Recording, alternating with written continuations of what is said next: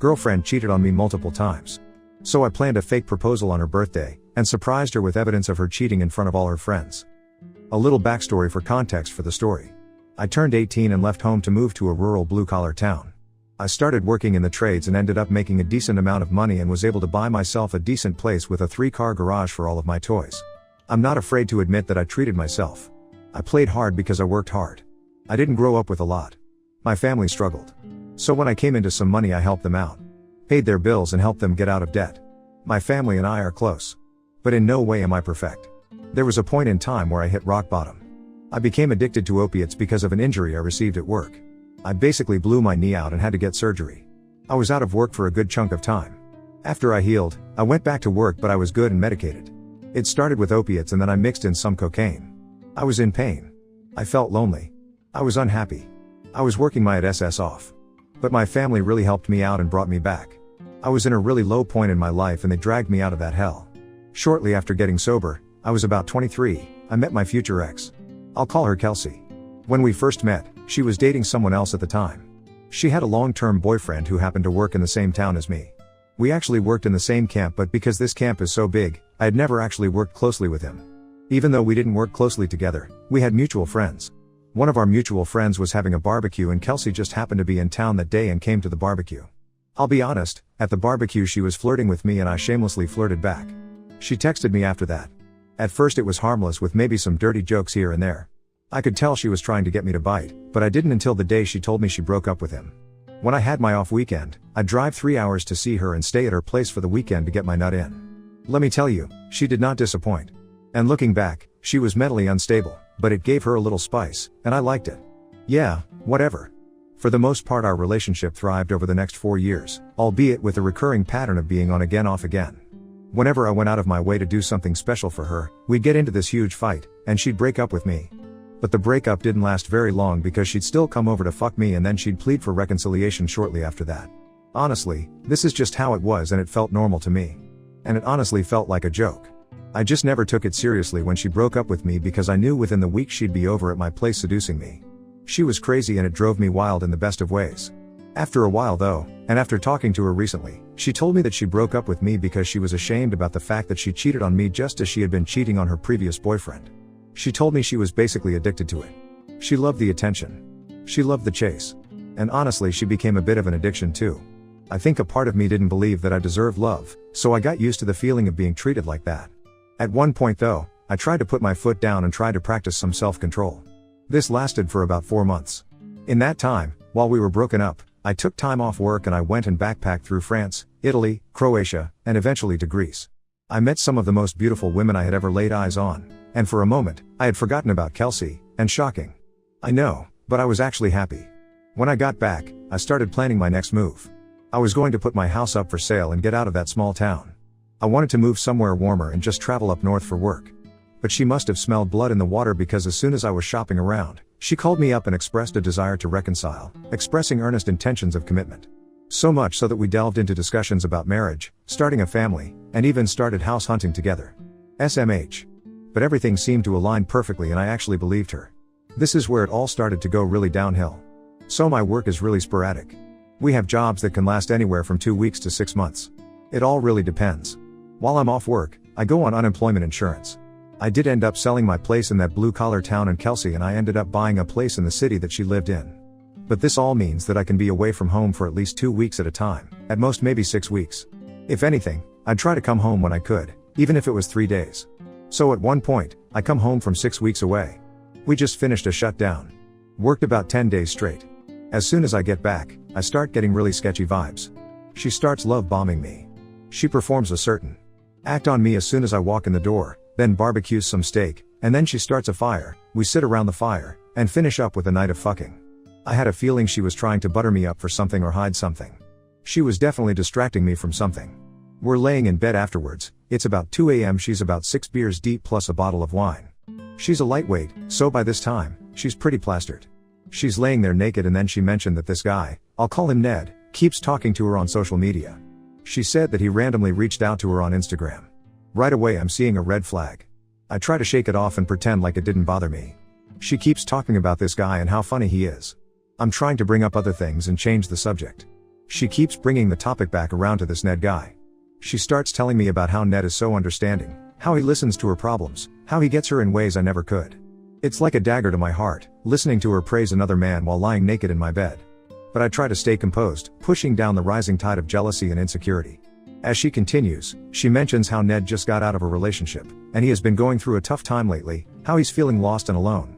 And then, in a moment of vulnerability, she confesses that she's been confiding in him about our relationship issues. My mind reels at the betrayal, realizing that she's been airing our private struggles to a virtual stranger.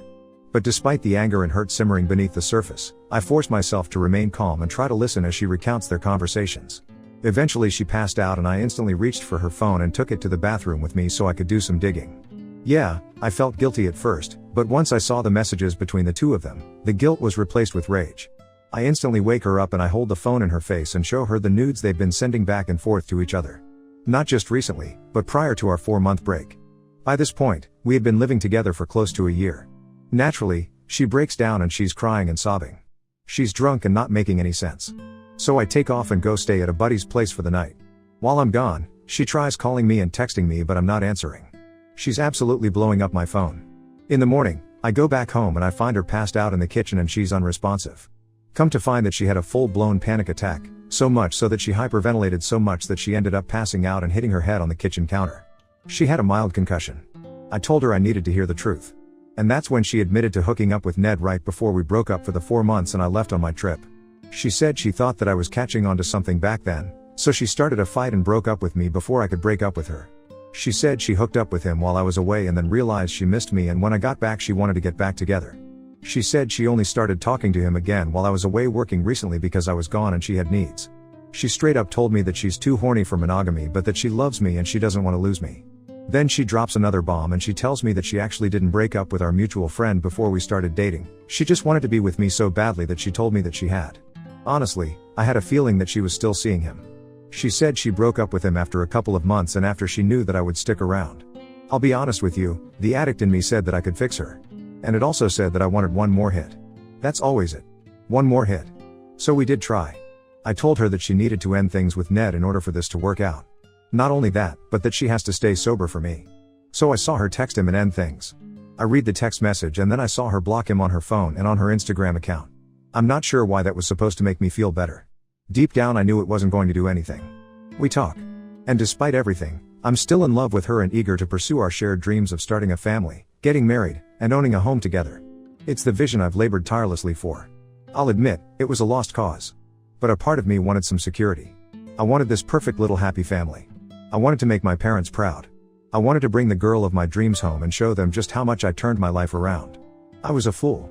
Kelsey was overjoyed that I'd forgiven her and promised that she wouldn't hurt me again. In retrospect, I can't help but acknowledge my own naivety in believing her. As weeks turned into months, I started noticing small, unsettling changes. Kelsey was on her phone more often, always tilting the screen away from me. She'd get mysterious calls and texts late at night and became increasingly secretive about her whereabouts. I couldn't shake off the feeling that something was amiss. One day, curiosity got the better of me, and I decided to dig a little deeper. I knew snooping wasn't the right way to handle things, but the nagging suspicion was eating me alive. I began checking her social media activity more closely, noticing she had unblocked Ned and a few other guys. I confronted her about it, but she gaslighted me, making me feel like I was being paranoid. I wanted to believe her, so I brushed it off and tried to rebuild the trust. But my gut feeling was relentless. Then, one night while Kelsey was in the shower, I checked her phone again. This time, I found messages from multiple guys. Not just Ned. They ranged from flirty banter to explicit exchanges.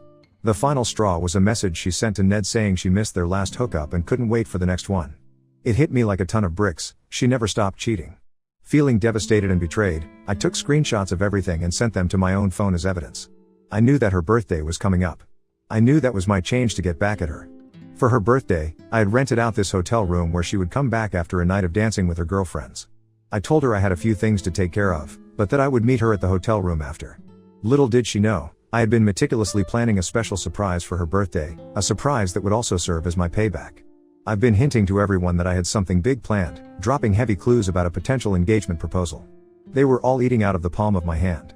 Her friends were buzzing with excitement, and Kelsey herself seemed to be over the moon. Obviously some of the girls had spilled the beans, which was fantastic. She would walk into the room thinking this night would mark a new chapter in our relationship. I meticulously set the scene at the hotel suite. I made sure everything looked perfect: candles, champagne, romantic decorations, the whole 9 yards. Her friends gathered around, phones out, ready to capture what they believed would be the proposal moment. Kelsey's eyes sparkled with anticipation, her face glowing with excitement. I started by giving a heartfelt speech about our journey together, how much she meant to me, and how I've always envisioned our future. I had to put on the biggest acting career of my life. Instead of getting down on one knee, I pulled out some papers. Her breath hitched, and there was a collective gasp from the crowd. Kelsey took it and started to read. It was a printout of the messages between her and Ned, along with screenshots of her conversations with other guys. Her face fell, the room growing silent as the realization of what she was reading hit her. As she was reading the papers, I told her that this is what you've been doing behind my back. Cheating, lying, and betraying my trust. I watched her friends' expressions shift from excitement to shock and disgust. I told her that she didn't deserve a proposal and that I was done with her lies and deceit and everyone should know the truth about her. Kelsey looked at me and lunged at me like she was going to slap me, but then luckily one of her friends stepped in. She started to cry and I told her that I was done and I walked out. I knew I had to hurry up and take the next steps to truly move on from this toxic relationship. Honestly, I hadn't really thought that far ahead at that point in time. But the very next day I contacted a buddy of mine who's a real estate agent and he helped me start the process of selling our home. I explained the situation to him and he was understanding and professional, and started the process up relatively fast. While waiting for the house to be listed, I packed up her stuff. I called her and told her she needed to come pick up her things. She arrived with one of her friends from the night before, looking disheveled and broken. There were no more tears or pleas, just a resigned acceptance that this was the end. I watched as she loaded her stuff into her car, and when she was done, she handed the keys to the place we once shared and told her it was over for good. I said I was selling the place.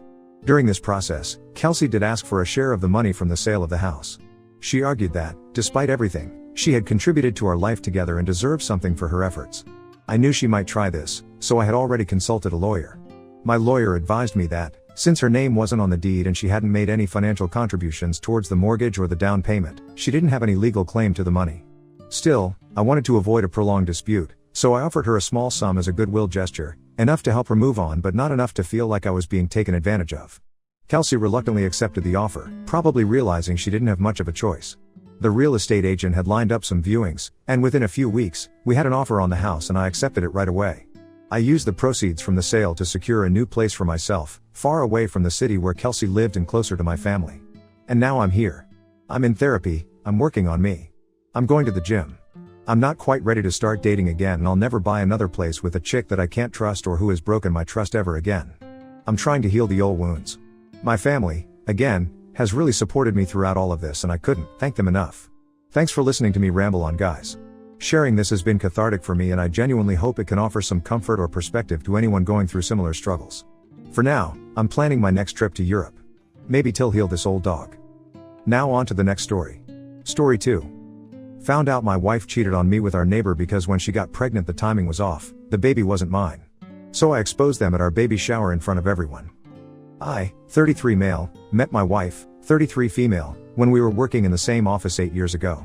I was new in town, I just moved to a brand new city for my job and she was a receptionist at the time. She gave me a tour of the facilities, and we hit it off. It took a few weeks for me to work up the courage to ask her out, but she said yes and we had been together ever since. We got married a few years later and everything felt like a dream. We were happy, doing well in our lives, and so in love. Before marriage, we had a conversation about family and we both wanted children but we wanted to wait until it was the right time. We saw starting a family in our 20s as giving up our youth. So, we made the most of it. We traveled, we went skydiving, and we enjoyed ourselves without having to worry about anyone else. Over the years during our marriage, I started to realize that I wanted to settle down and start a family. However, it was clear that my wife still wanted to have the jet-setting lifestyle that we had before. We actually ended up getting into a lot of arguments about how we wanted different things in our lives. In one of those arguments, I told her that if she wasn't going to have children, I would have to leave her. I know it was a crappy ultimatum, but I had been very clear that I wanted children. She told me about some of the fears she had, and how she wanted to be a mom but she wasn't sure when. I guess that gave me enough hope to stick around. About a year had passed and approaching the subject was a delicate situation for me, so I tried to avoid it. She was still going out on the weekends with her girlfriends and going to bars and clubs while I was home recuperating from the work week. I started to notice that she was staying out later and going out more frequently with her friends. Before, she would go out on Friday and Saturday nights, but she had started going out on weeknights as well. When I asked her about it, she told me that she and her friends found a fun happy hour place and had been going there. One night, I was at home watching a nature documentary while my wife was supposedly at a happy hour with some of her friends. One of those friends happened to be our next door neighbor who we were pretty close with. She and her husband would invite us over all the time and we would do the same with them. Someone rang my doorbell, so I got up and answered it. Lo and behold, it was the woman next door that I was under the impression was out with my wife. Apparently, her car wouldn't start, so she needed me to give it a jump since her husband hadn't come home yet. I agreed and grabbed my keys to walk over to her house with her. I asked her why she wasn't at the happy hour with my wife, and she told me that my wife said it was cancelled. A lot of red flags were flying for me at that point. Our neighbors were probably some of our closest friends. I didn't understand why my wife would lie to her and tell her the happy hour was cancelled. As we were talking more, she mentioned that she had really been looking forward to it and she was upset that it was cancelled because her husband had been working late a lot more. Right away I was kind of suspicious about that. Maybe it was my own paranoia, or maybe I was putting some pieces together that I didn't even know were connected, but I was wondering if there might have been something going on with my wife and my neighbor. When she got home, I asked her about it outright. She told me that I was being crazy for assuming that she would be cheating on me with our neighbor of all people. Then she explained why she told our neighbor the happy hour was cancelled. Apparently, she had rubbed someone in her group of friends the wrong way and they were uncomfortable with her being there. I believed what she said at the time, but in hindsight, it didn't make any sense. Our neighbor was the sweetest woman and I couldn't understand how she would rub someone the wrong way like that. With all our issues, our sex life had pretty much gone out the window. We had a lot of built-up resentment toward each other and we didn't really talk about it in a healthy way to want to be with each other. One night when I got home from work, my wife was home and very eager to sleep with me. I was surprised, but I didn't think much of it. I was just happy it was happening.